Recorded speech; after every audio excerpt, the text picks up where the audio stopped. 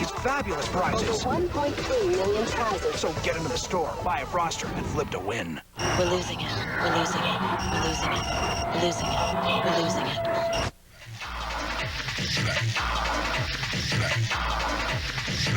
All right, welcome back to Much News Weekly. Let's talk about R. Kelly. A Kansas City man is suing R. Kelly over the, well, basically a videotape, and no one's talking about what it's on. Here's how the story goes. Charles Freeman was contracted to recover this stolen performance tape from last August, and he was supposed to return it and get paid $100,000 plus an extra $40,000 US when he handed the tape in. Now, for doing this, he was also supposed to A, not make a copy, B, take a lie detector test to prove there was no copy, C, never reveal the contents of it, and D, return the tape recovered within 2 days, right? Well, he says he was only paid $65,000 for it, and now he's looking for the rest of the money.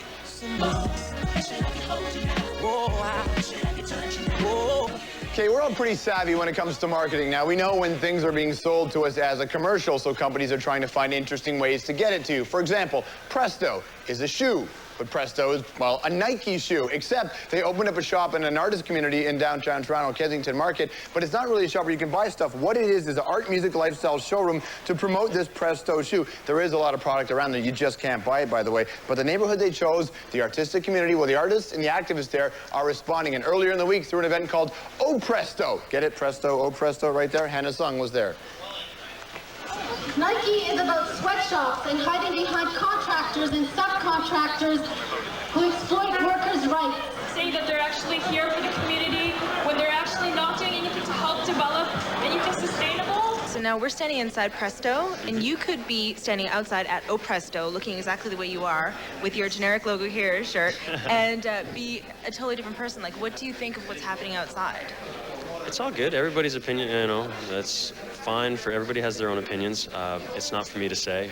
You know, I'm real happy with what I'm doing. You know, I got to create this great space. Presto is more than just a product. It extends beyond footwear, apparel, carry gear, or timing. The reality is that it's a state of mind. You know, this is a venue about bringing together artists and community. This is really a stage for them. So what's this?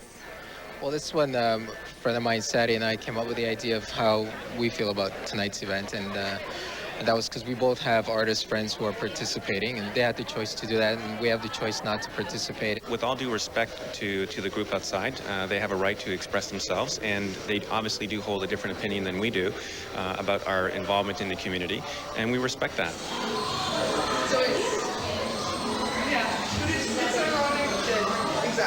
We thought that actually it was sort of a perfect fit, in that Kensington Market is about art, it's about expression, it's about freedom of expression, it's also about commerce, because it's Kensington Market. I think the biggest piece of opposition we found is that people think that it's not upfront somehow, that, you know, we're trying to hide the fact that Presto is Nike. Whereas the whole Presto line got released like a year ago or 2 years ago or something, and had, you know, national TV commercials. So you're a resident of the market, you live right next door to the lounge. How do you feel about it? It was noisy. I have a 4-year-old that none of us could sleep, and we'd have to leave till about 11 or 11:30. And the frame of the building was shaking, and Presto was indifferent. So you've been living here how long? About 25 years. Not at this particular spot, but various spots in the market. So.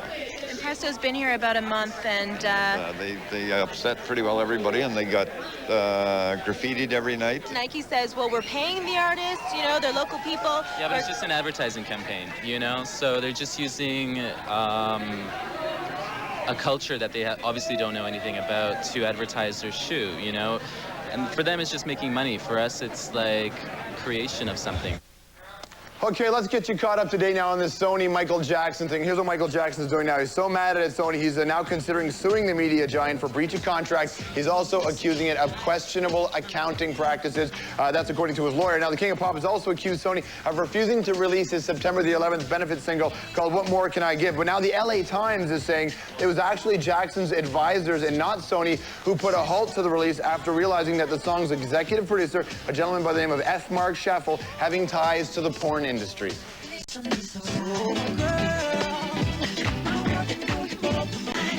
Okay, aside from the obvious, what do Moby, J-Lo, and Britney all have in common? Well, they all own restaurants now. Moby's is a tea shop. It's in New York. It's called TEANY. my partner in this restaurant, her name is Kelly. We were talking last November. At first we were talking about opening a bar or a nightclub or something, and I realized that bars and nightclubs, as much as I enjoy them, they're kind of unhealthy. And it seemed like it would be a lot nicer to open like a bright, sunny, vegetarian tea shop. This might sound completely immodest of me, but the food here is amazing. And the reason I can say that is because I had nothing to do with it.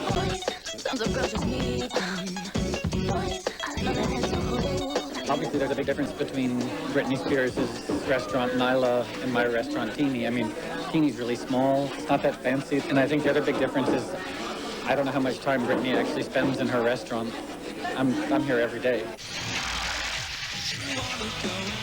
Still ahead on Much News Weekly, Weezer takes the reins on their own career. We don't like to wait 6 months to put out the album. We just, as soon as we're done recording, we put them up on the MP3s on our website and hope for the best.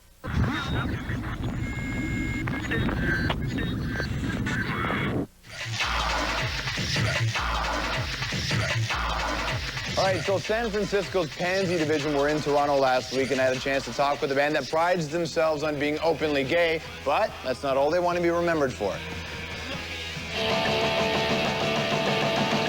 Every time I go north of the border. When you talk to artists, you always look for things to talk to them about aside from the obvious, and you go into them, then I click on your website, hey, gay band San Francisco, and all right, well, there's nothing else to talk about then. You waste your time with jerks, and when it doesn't work, you know it's me you always turn to.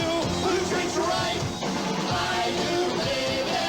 Who drinks right? It's like anytime you're proclaiming being gay, that's a political statement. Anytime you're saying, you know, I do things that are considered against the law from, you know, in certain countries or whatever, it's a political statement. It's nothing that you intend on doing. It's just like you are gay, you are an artist, you know, and it's totally by default. Like, people put that on you as opposed to like, you never like actually set out to be a political band. It just kind of is by, you know, by chance, I guess, or it didn't set out to be gay either. Yeah. It just was.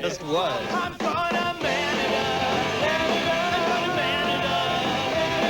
We're not really gay. We just did it for the cash. It's an angle. It was supposed to be called F***y Division. They didn't mean Pansy Division. That was a typo, and they're stuck with it, right? Bunnies, bunnies, bunnies. I think we'd like to be known as a good band, whether we're gay or not. But, you know, because people who are gay are not necessarily going to like us just because we're gay, you know. So, and a lot of people that are straight like us, and they're not gay. So we'd like to be known as a good band, too, not just being gay.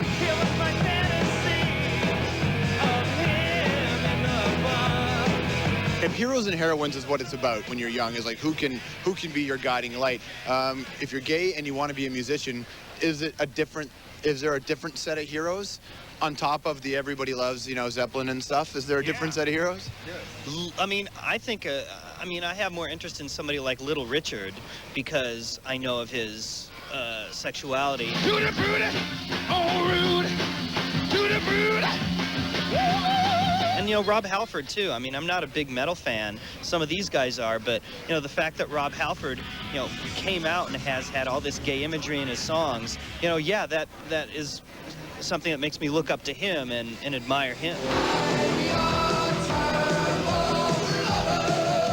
I'm 40 now, so a lot of my musical references were the mid-'70s, and that was a time when people were, you know, coming out as bisexual, Elton John, you know.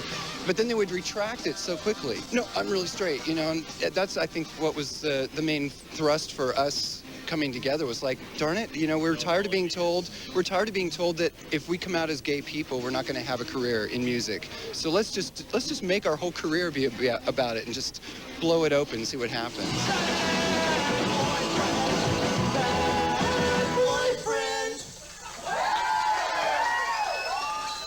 Those guys love Canada so much. Years ago, they put out a song called MANADA. Not so much they dig it. All right, let's talk about this band here. Now, if every band has had their ups and downs, it's Weezer and their leader, Rivers Cuomo. It took 4 years between the very personal Pinkerton album before they put out the very upbeat Green album. And then so quickly, the prolific songwriter turned out the rockin' Maladroit, and now they have no plans to stop. I had a chance to hook up with Brian and Rivers before their show at the MOLSON Amphitheater in Toronto.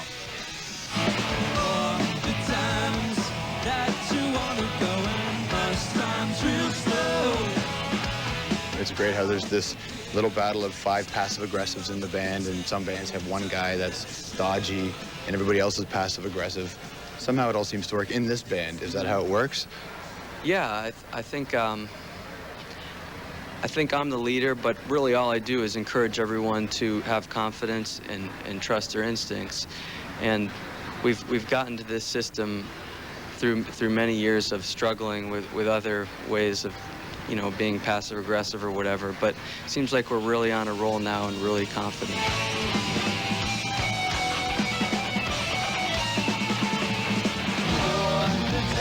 Brilliant move by having the record on the internet. Get it straight to your fans and teach the label how to catch up.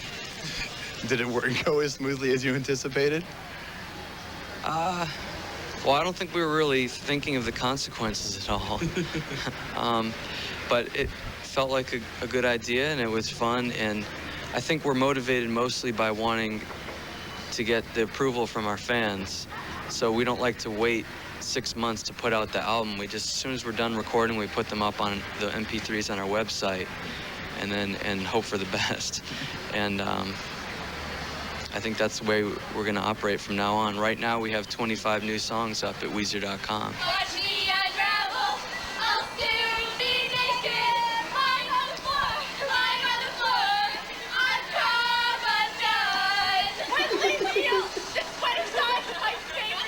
Is there a song that you hear that just stops you? You hear like another song from another artist that just, regardless of the era. Break Stuff, Limp Bizkit. Drives me crazy. I love that song. It just makes me want to stab people or something. It's so aggro. You've got 2 videos that rock, the Muppets and the Animals.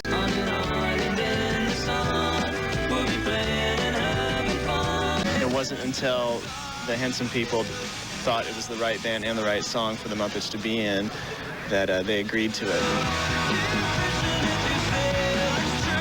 I hadn't really thought about the Muppets in years, but then when I saw them again on the set, it instantly brought me back to how much I used to love them.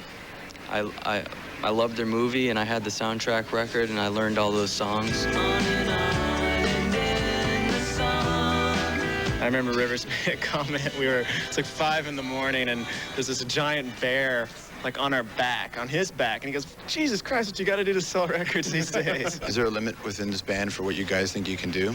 Is there a style? Is there something? No.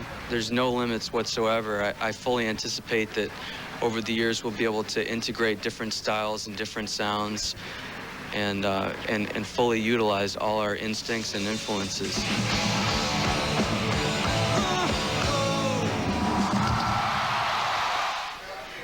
Okay, that's it for the show. Weezer are great live, and so are these guys. This Tuesday, 4 p.m. Eastern Time. Danko Jones will be here at MuchMusic with Amanda this Tuesday, July 23rd at 4. It's Amanda, and it's Danko. We're done. We'll see you next time. Every time you see it, she'll get a little harder. Every time you see it, she'll get a little harder. Every time you see it, she'll get a little harder.